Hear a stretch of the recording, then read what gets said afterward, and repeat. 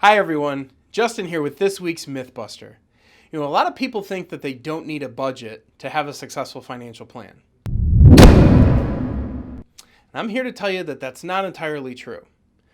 And I'm going to walk you through some of the pitfalls that people run into when they do start a budget. See, most people think that they can just decide one day that I'm going to document how I'm spending my money going forward, and that that's going to be successful. The problem is that's a lot like an exercise plan. If I wake up tomorrow and I decide I'm going to start running on the treadmill, chances are I'm going to hit the snooze button a couple of times. And so what I want to do is walk you through some tips and tricks for starting a budget and actually keeping that budget. We actually have a piece that we put together that helps outline the kinds of bills that you need to be accounting for when you're doing your budgeting.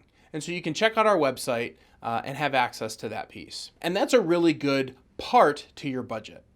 But again, a lot like exercises, you have to know where you come from in order to determine where you're going.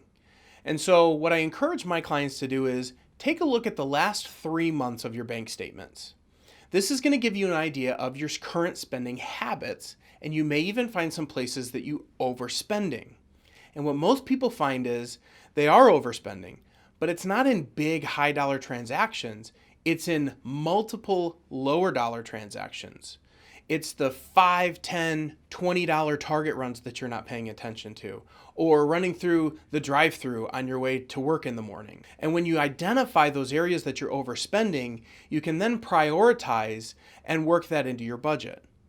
So this is just one example about how making the right decision and having the right perspective has a big impact on the success of your financial plan.